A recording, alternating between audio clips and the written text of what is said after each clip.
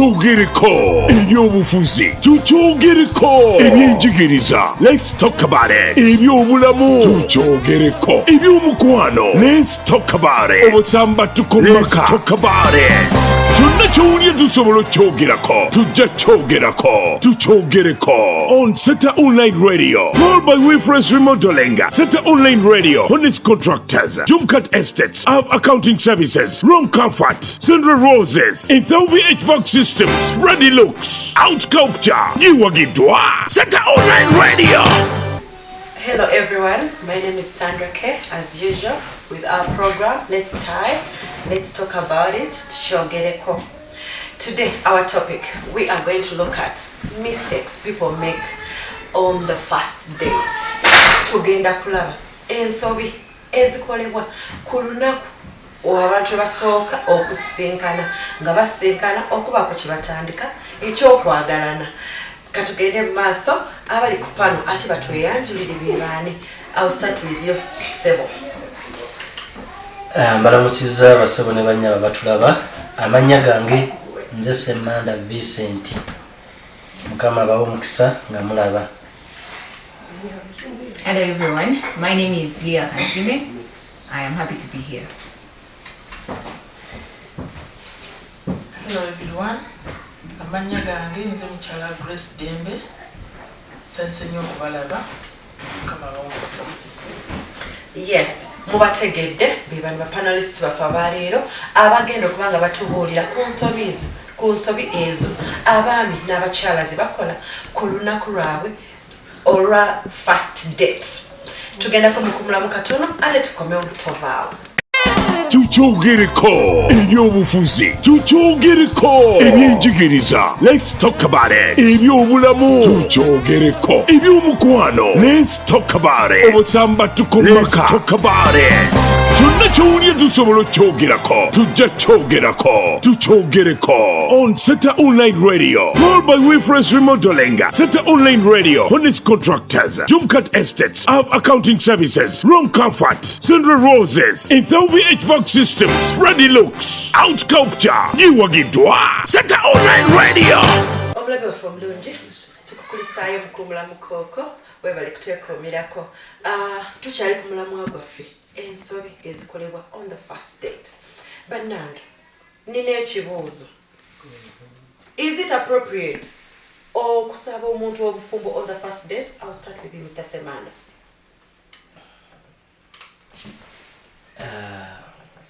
Ku first date okusaba omuntu obufumbo wekibeera nga omuntu gw'oli naye oba gw'otutte ku date eyo nga muli mu line y'emu nga muli ku page y'emu kisobola okukola amakulu, kisobola obutakola makulu. Wekiyinza obutakolera makulu nga gw'oleese muli mu makubo agali opposite naye mubeera nga mwena muli ku kimu okimugamba nakiwerokanga nakyemulesinga nekikola amakulu. Kisinziira omuntu gw'oli naye feelings ze gy'oli kimu. Ekyokubiri alinako ka background akatono kamanyi gy'oli akasobola okumuattractinga okukkiriza ky'omugamba. Engeri gyembadde communication yammwe eri etya obulamu bwammwe nga ogamba nga bulina we buli ratingira nga bulina we bukwataganira. Okimugamba nakyembulesinga n'aba musanyufu nnyo naye obuzibu kusanga okugula ekitabo kimu nga kirimu product nga kya products bbiri oguze pick fair n'osanga nga side ya budget. Kitegeeze olutuuka ogenda okimugamba bw'atyo reaction ebanjawufu ebandala nnyo. Ku bibiri Katonda waaba takuyambye nnyo asobola okupulitendinga n'akulya n'akola byonna bebe tuwulira abasajja abakutuse ku last minute. Nze ng'amulimbye ninako omuwala gwe nali naye nali mbeera Busegaawo ng'omuwala musoga sijja kwogera amannya ge. Omuwala ne tuteekateeka okugenda okukyala nasisinkanako ne brother we ne tuwugira ku last day ekiro kyaleero ng'enkyalo ngende e Busoga. Omuwala nangamba nze siri nayo totawaana kujja naye ng'emabega wonna tuze tuflowinga tuze tutambula bulungi. nga nguze ebintu ebigenda okukyala ebigenda ewasenga ng'ebbaasa zonna bweziri. Eno story entuufu nyina n'abagimanyi. Muwala gwe Busega tukutumiddeko naye tokiddanga. Yavaayo e Busega simanyi gyali olwaleero yaliyo simanyi leero gyali naye ng'emyaka gyalabika. So kati ebiseera ebisinga tutomera abantu nga tetuli mu semulayini. Oyagala bufumbo yakyayagala bino bya eat and learn one night stand bwe bityo. So kati kisinziira muntu ki gw'oli naye kyenyinza okugamba ku ensonga. Leah, what do you think? I think that's a very big question to ask because marriage is sacred and I think it's one of the most important decisions we all get to make in our lives, like who are you going to spend the rest of your life with. So I will partly agree with him that it's about context. Yes. How have you guys been relating? How much do you know this person? But also I've seen people who they propose to their guy and they've been dating for 2 years. So I think ultimately you have to seek God first. Yes. Before you start asking someone or even before saying yes. But then we're gonna date tomorrow and then you want to marry me. Like, of course that is very that's a no. But if you've known this person, maybe you've been together for some time trying to court this person. Yes. I think it's okay. Because while you're but they've never gone for a date, just but they go out as friends. So that person could possibly ask, because you see people give testimonies of my husband, young our first date. Yes. And it worked out. Right. So it depends on everyone. So just look at your situation and assess it. And also assess the risks, because these days we are seeing people's proposals turned down. I know. Yeah, so assess your situation. Gamba tulabyeko n'abasajja abategese ogenda mu maka g'abawala twalabako ebya mwami Rasa. Omuwala yamuguza ebintu byonna omusajja okugenda ewaabwe nothing nga n'omuwala taliiwo. Yeah, so she decides on. Thank you, Leah. Pastor Grace, what do you have to say? Neyanziza nnyo Madam Sandra okunkyaza ku mulama guno ogw'olwaleero. Amanya gange Neera, nze mukyala Grace Dembe, ndi mukyala mufumbo. Nina abaana 3. Okusinziira ku mulama gw'olwaleero nga bw'ogulese Madam Sandra, n'okusinziira ku ebyo byenze nga ndaba, kubanga mbadde mu kyaki ebbanga ddene, abaana bazze gye ndi nga baagala counseling. Omulama ogwo mugazi era first dating eyo abantu bagikoleramu nnyo ensobi Madam Sandra. Bagikoleramu nnyo ensobi kubanga abamu babeera I think excited. Nabeera excited n'atamanya engeri ki oba gy'alina n'okwambalamu oba ne gy'agenda okwogeramu because of excitement. Kati nze ng'omuntu okusinziira ku kyenze nga ndaba, kubanga ebimu mbakansolinzeeko, ebimu ne bifa, ebimu ne byeyongerayo, naye nga kyendabye nti kisinziira ku excitement omwana gy'abeera naddala abaana ng'abawala oluusi aba aludde atudde nnyo ku lujja for some good time. Yes, bamutwalako out. N'atamanya ngenda out n'omuntu gwe ngenda naye, because ebiseera ebisinga omuntu oyo oba tomumanyi details. Kuba mulundu gwo ogusoose ogenda kutuulako naye oyogere naye omuwala kiba kirungi n'otuula n'osooka I think n'okolamu na practice ogenda kwogera ki eri omuntu oyo gwogenda kubeera naye for first date gwogenda okulaba. N'ekirala omwana omuwala first approach eyo ematalinga nnyo omulenzi okusalawo oba yeeyongerayo naawe oba nedda. Batera nnyo okwekaliriza nnyo on the first date. Ayagala kulaba omuntu gwe ngenda okudatinga ono anaaba asanirira atya enviiri. Abasajja batunulanye ebintu bingi. Kati gwe kubanga obadde too much excited osobola kwerabira n'okunaaba oluusi bwanaabye okumakya nga mugenda kusisinkana nga ssaawa nga 10 n'otakifaako n'osituka busitusi n'ogenda kati bw'otuuka bwotudikira oli atunula ayagala kumanya omuntu ono ali atya kati bw'otuuse olina entuuyo zo zonna ate omwakuhanga kahaga bakaba mwekala nti atawe waleetere obuzibu bwona bwebugira omuwadde kahaga olinamu olutuuyo olwo wekubye ka perfume kegasseemu kati ogenda omuntu oyo asobola kuguma n'abikola byonna n'akuhaginga n'akugumiikiriza naye webikomeekeriza bisobola butaba birungi kubanga omuntu omutegeevu ajja kusirika tajja kikugamba naye nga muli abagamba omulundi ogusoose naye omuntu alinamu kano akantu kano yandibanga tajja kuba muntu mutuufu mujja kusirika mwogere byonna byemwogera naye nga kali ka first impression ako omuntu ono omulundi ogusoose wabanga asobola kubeera bwati ate bw'anaamanyiira tubeere for sometimes kati akakabonero akasooka madamu Sandra oba okagudde nekiva kuki obadde too much excited teweetegese naye n'otamanya nti omuntu gw'ogenda okulaba oli future husband kati future husband ate yetakulabyemu future wife so ebiseera ebisinga tulina okubeera calm weeteeketeeke ng'ogenda kusisinkana omuntu oyo at least omulundi ogusoose agambe nti yes okayiteko for the first time then n'ekirala otuuse nakiyitamuko kubanga sikakuba ndi mukulu naye nali mbaddeko omuwala nali ndinawe empise nakiyitamuko kati bw'otuuka n'omuntu oyo ng'otuuse soka okakkane kaakanako ng'omwana omuwala madamu Sandra ebigambo salako bibeere bitono yanza nnyo Pastor Grace olw'ensonga ezo z'otuwaddeko ezimu ku nsobi abantu ze bakola on their first date. Leah, what do you have to say? Mistakes people do on the first date. Okay, so for me, I found this topic very interesting, and thank you, Sandra, for inviting me to be a part of this panel.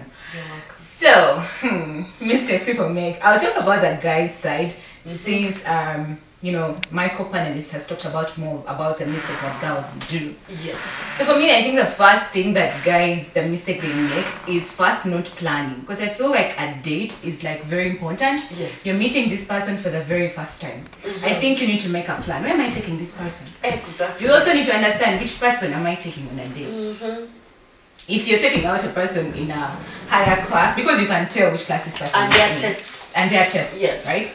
Maybe this person is not someone who likes places that have so many people. I personally don't like places where there's so many people, so I prefer a place that is sort of exclusive. Even if it's not expensive, as long as it's exclusive, where you can sit down with someone and talk. Yes. So first of all, sit down and plan, like where should I take this person for the first date. So for me, I think that's the first mistake. The second mistake that most guys make is not planning on what they're going to talk about. Exactly. Because with our generation, because I'm a young person, I'm a vocal, right? So you go on a date with this person and they actually don't know what you guys are going to talk about. And with this generation of social media, you end up being on your phones the entire time. I know. Yet you're on a date. Yes, you're on a date. I think the purpose, I think we also need to navigate, like, what's the purpose of a Purpose, date? yeah. You're going Of the to meeting. Exactly. You're Yes. going to get to know this person. How do you get to know me? By asking me questions. Yes. Right? Not just looking at me. Because girls these days will say, like, some, I won't say my friends, but hi, my friends. Some people may say that I'll just go and eat the food. But, like, I know. honestly, what is the purpose? Is to know someone. So I think people need to think about, even I think on the girl's side, which questions am I going to ask this person? And how do you answer? And how will I answer this question? Yes. And also, like, on the thing of the answer, I kind of feel I'm torn between that, because when you practice your answer, I feel like you're not real. It's fake. Because I think I should practice, maybe like I should think about what I need to find out from this person. Yes. Like maybe what do you do for a living? What are you passionate about? What's your About purpose their about family. life? You know? Yes. Maybe family. First date, family. First date, I feel like it's too early to get into family. But just to get to know this person. Yes. You as a person. So I think people need to think about which questions am I going to ask this person? Yes. And also where am I taking them? So for me, those are the number 2 things I think people need to start with. Wow. Yeah. Great. Mistakes people do on their first dates. Mwami Semanda. Neyanziza nnyo Yes. Madam Sandra okunkyaza ku paneno. Ensobi nyingi nnyo zetukola ku side y'abaami ne ku side y'abakyala, naye leero ngenda kwogera ku side y'abakyala. Ensobi ze basinga okukola Yes, sir. ku first date yaffe. Emu ku nsonga ddala gye nnyinza okugamba nti eri common abakyala gye bakola olunaku lwabwe olusooka okusisinkana bwe basuubira okubeera abaami baabwe y'ensobi ey'okujja n'ekinywa oba omuyoolerero ogwa emikwano. Ensonga eyo buli muntu abasinga abaami abasinga bagicomplainingako. Kiyinza okuba kyali kintuuseeko, kiyinza okuba kyali kintuuseeko, naye nga nze omu nali nkiyiseemuuko. Ebbanga eriyise wenzirako emabega nti munnaffe ono ayogedde ku nsonga engamba nti weeteeketeeke biki byogenda okwogera. Nalaba ekibiina ky'abantu ekizze, nze nabadde nsuubira omuntu omu nentya okwogera. Ekyawaleti tekyali kikulu kuba baine nali nkola nga ninamu ssente, naye ebigambo byambula ne mbalinda bo boogere. Nze nali nsuubira omuntu omu ne bajja ekinywa. So kyandibadde kyamakulu nnyo nze okuba nti nina omuntu wange gwe ngenda okusisinkana ku lunaku olwo ne nkugamba kankozese ggwe Madam Sandra. Madam Sandra tugenda kukavinga ka date lunaku bwe luti nojjanga gwomu kuba tuba tugenda mu public place, right? So tekikola makulu kujja na kinywa ky'abantu. Abaleta security. Security terina weyambira ekiseera ekyo muba obudde tubeere abantu ab'amazima oba abeesimbu. Security eba terina weyetaagisiza olw'ensonga bwe tuba tugenda mu public place kitegeeza tuba tugenda kuba twetoloddwa abantu abalala. Yes. Ekyo ekirala nti akakadde tuba tetugenda kumala lunaku lulamba. Ekinene nnyo ebeera ssaawa emu ku ssaawa 2 buli muntu n'akwata agage n'agenda. Ensonga endala gye nnyinza okwogerako y'ensonga y'obukambwe. Tuchogereko ebyobufuzi, tuchogereko ebyenjigiriza, let's talk about it, ebyobulamu, tuchogereko ebyomukwano, let's talk about it, obusamba tukomaka, let's talk about it. Kyonna kyowulya tusobola okyogerako, tujja kyogerako, tuchogereko on Seta Online Radio, powered by Wayfresh Remodeling, Seta Online Radio, Honest Contractors, Jumkat Estates, Av Accounting Services, Rom Comfort, Sandra Roses, Ethiopia HVAC Systems, Ready Looks, Out Sculpture, Giwagidwa, Seta Online Radio. Omulabi waffe omulungi tukukulisaayo mukuumulamu kooko. Okoze kyamaanyi okutwekoomerako. Katusuubire nti olina by'olabye era olina by'oyize. Panelisiti bange nga tufundikira akagambo akasembayo oba olina gweyagala otutumira eri omulabi waffe. Niyanza Madam Sandra. Nkwebaza olwa guno omulamwa gw'oleese era tukkiriza nti abantu bangi bagenda kubeerako ne kye bayiga. Abantu bangi batomera olw'obutamanya. N'atomera nga bwe tugambye omulundi ogusoose nti sometimes abawala bapapa n'akola ekintu mu kupapa ate n'amaliza nga aluzinze. So nze mbadde kyengezako okuwa advice ku bawala n'abalenzi ffenna bonna, siri mubalenzi siri muwala ndi mukazi, nti tugende empola kubanga bw'oba onoofuna omuntu gw'ogenda okubeera naye for the rest of your life, take your time, totomera. Bw'onootwala obudde bwo ojja kufuna omuntu asaanidde, naye bw'onoopapa era ojja kwevuma mu maaso eyo.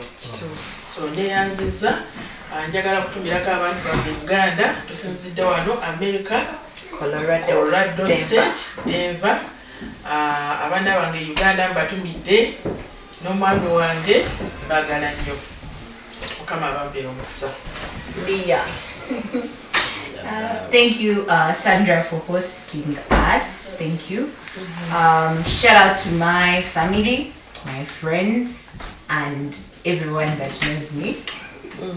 I love you so much and I miss you, especially the people in Uganda. Oh, Yeah, thank you Sandra for having us. you're welcome. Abalabi baffe mwenna tubebazizza okutulaba. Nenebaza Madam Sandra waffe mukama kuwa omukisa. Mpozi maliriza na kino nti bw'oba omanyi tonnaba kweteekateeka bulungi totawaanya baana b'abandi gw'omuvubuka. Sooka obaleke bw'onaaba omaze okwetereeza okomewo mu lwokaano lw'abasajja. Njagala okutumirako bakadde bange naddala abali e Uganda, musumba wange, maama, jjajja w'abaana bange Jessica Male, Saali Busega, Miracle Center, muzeeyi wange Jjuko William wamu ne maama, mutabani wange Kakumirizi Ian n'abalala mwenna abamanyi mbatumiddeko mukama b'omukisa. Amina. Tweyanziza nnyo abadde panelisti baffe mubawulidde ebiteeso byabinamidde birungi. Ekigambo kye nnyinza okukulekera, kola research nga bagambye. Omuntu gw'oyagala mwetegereze, ayagala biki, anyumirwa biki. Noonya ebifo batunatuuka mutagaza ate bwe muli mmotoka bwogamba oba tugendeko wano oba tugende wano oba wano ku lwokutaano wabira waggule. Do all that homework. Ogenda otwala muno nga yeetegese. Ate ekirala kanyogereko katono ku nnyambala. Bwetwa tugendako first date, dress to impress. Make sure you impress that person. Yambala bulungi, onyume, bw'oba mwami, yambala bulungi, gololako, n'emujja n'emisaati gyonna gyevunze giti. Kwegamba bambi n'ebeera turn off, tosenyeza, wena omuntu omwogerera kumpi, bannange nedda ebintu ebisi birungi. Bw'oba mukyala, gendako mu saaluuni, labika bulungi, yambala akagoyeko kalungi, ate twegereze ebigambo bye twogera ebinaakuyiwayo byeterekere. Eyo yabadde programu yaffe lunakulaaliro bwe tiwegenze. Nsigadde nze omuweerezaawo Sandra K. Tulabagane ate ku Sunday ejja. Bye bye. Tukyogereko ebyobufuzi, tukyogereko ebyenjigiriza, let's talk about it, ebyobulamu, tukyogereko ebyomukwano, let's talk about it, obusamba tukomaka, let's talk about it. Kyonna kyowulye tusobola okyogerako, tujja kyogerako, tukyogereko on Seta Online Radio, powered by Wifres Remodeling, Seta Online Radio, Honest Contractors, Jumkat Estates, Av Accounting Services, Rom Comfort, Sandra Roses, Ethiopia HVAC Systems, Ready Looks, Out Sculpture, Giwagidwa, Seta Online Radio.